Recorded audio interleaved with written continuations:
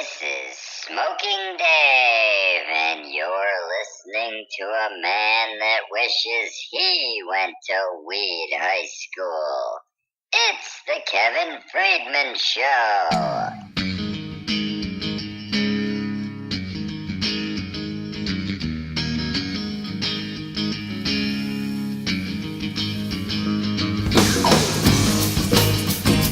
Hey now, it's Friday, August 10th, and another SportsGossip.com podcast is on the air.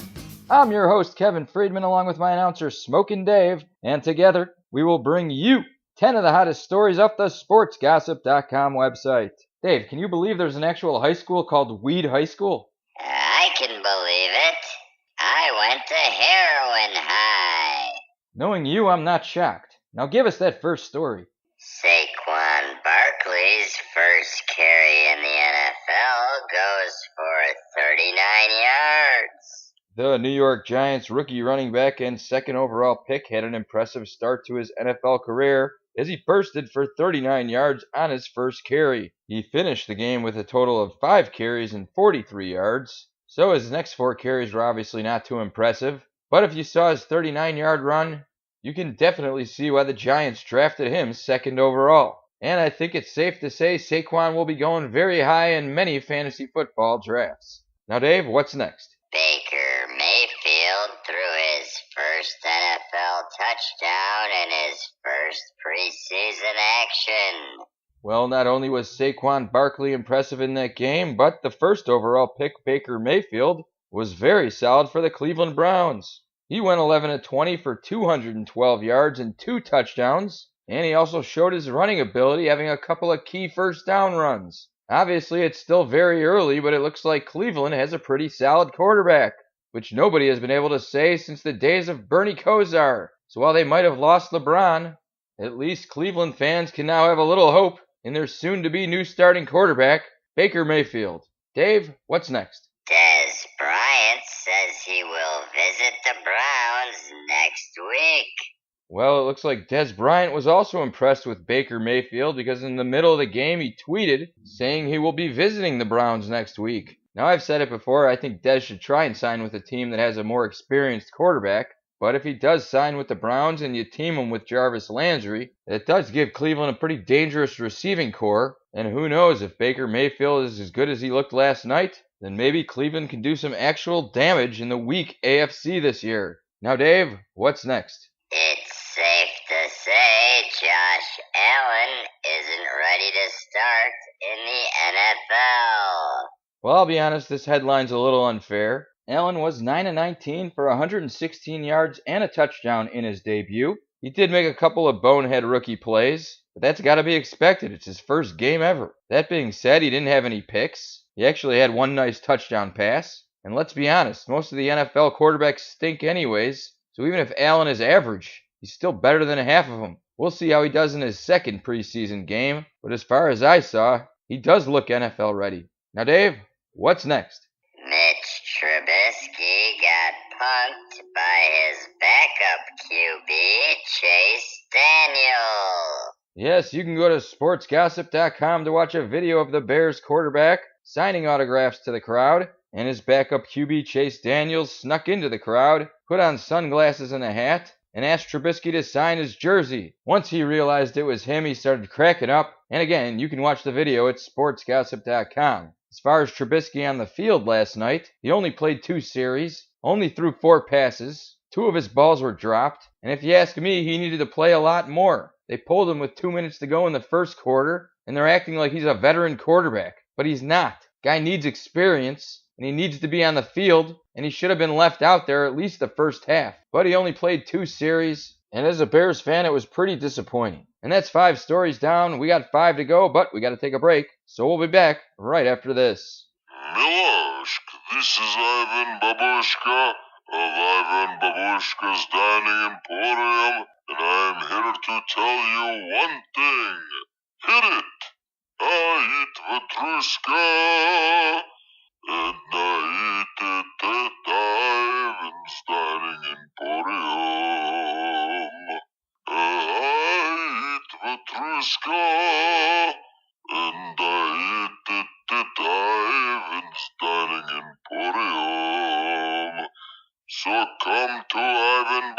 Babushka's Dining Emporium, where we have the best Vatrushka in town. And we're back. Dave, you better let Ivan know he just got ripped off by Cy again. But before you do, give us that next story. $73 million in fake Air Jordan sneakers smuggled into U.S. Yes, according to ABC News, 5 Chinese guys were responsible for trafficking 42 containers of counterfeit Jordans from China into New York and New Jersey. In all, the group shipped over 385,000 pairs of the sneakers from January 2016 through March 2018. Had the shoes been real, they would have been worth about $73 million at a rate of $190 a pair. Each member of the counterfeit crew is now facing a maximum prison sentence of 20 years. And on the phone, I see we have a caller. It's sports memorabilia expert, Big Dong. Hello, long-time listener, fifth-time caller. I just want to let your listeners know that I have brand new Air Jordans for sale. Donger, are these the stolen Air Jordans? That's for me to know, and you never to find out. Thank you. Alright, if anybody needs a new pair of what I'm guessing are fake Jordans, contact Big Dong. Dave, what's next? Bids for Taylor Swift's signed Broncos jersey reach $1,650. Well, I wouldn't pay $10 for this, but if you want a signed Taylor Swift jersey, you can go to sportsgossip.com and find out how to make your bid. But I hope you have about $2,000 because currently the bid is $1,650. It's a number 13 jersey with her signature on it. Her lucky number is 13. And proceeds are going to the Broncos' 7th annual kickoff luncheon to raise money for the Denver Broncos charities. Again, if you ask me, anyone who's going to pay that much money for a signed Taylor Swift jersey is a pudwhacker, but at least the money's going to charity. I see back on the line, it's sports memorabilia expert, Big Dong. What's up, Donger? Hello, long-time listener, sixth-time caller. I want to let your listeners know that I have R. Kelly signed Bears jersey, and it is soaked in urine. I sell to you. I give you good deal. You contact me at thebigdong@yahoo.com. Thank you. Dave, why are you typing away like crazy over there? Don't tell me you're buying a urine-soaked R. Kelly jersey. What do you mean? I need a new jersey for the upcoming season. Yeah, well, maybe you should buy one that's not soaked in urine. Now, what's next? 17-year-old girl arrested in Frost home burglary case.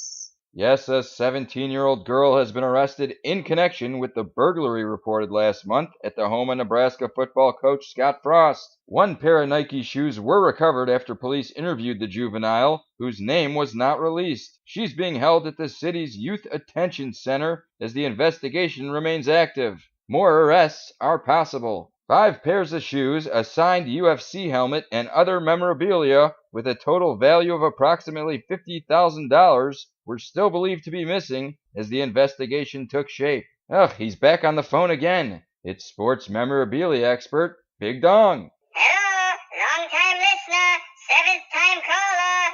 I just want to let your listeners know that I still have 5 pair of shoes for sale and 1 signed UCF helmet. And if that 17-year-old girl is listening, do not rat me out. Keep your mouth shut. You gotta contact me at thebigdong@yahoo.com. Thank you. Okay, Dave, what's next? Lou Williams and Amir Johnson are dating identical twins. Yes, Williams, who plays for the LA Clippers, and Johnson, who plays for the Sixers, have a lot in common, and their girlfriends do too, because they're identical twins. They're both pretty hot, and you can check out pictures of them at sportsgossip.com. Dave, we need to go out and find ourselves a pair of identical twins that we could date. Well, as you know, I do love those Winklevoss twins from Facebook, but I want them for myself. They're all yours, Dave. Good luck with that. Now give us that final story. Jim Brown says he would never kneel for Anthem. The legendary activist and NFL Hall of Famer said he would never kneel for the anthem. He says he'll always respect the flag, and he supports the players' right to kneel, but he doesn't agree with what they're doing. Now, if there's anyone these NFL players would listen to, it should be Jim Brown. And I saw a couple of players put up the fist last night, and to me that seems like the right move. You're not disrespecting the flag, and you're still getting your point across. So let's hope these players start listening to Jim Brown and forget about kneeling and just go with the fist. Because again, you're still getting your message out, and you're not disrespecting the flag. And that'll do it for another SportsGossip.com podcast. I want to thank my announcer, Smokin' Dave. Thanks to Big Dog for calling in. And of course, thank you for listening. For these stories and much, much more, you can visit our website at SportsGossip.com. Our next podcast is Tuesday. And until then, we'll see you next time.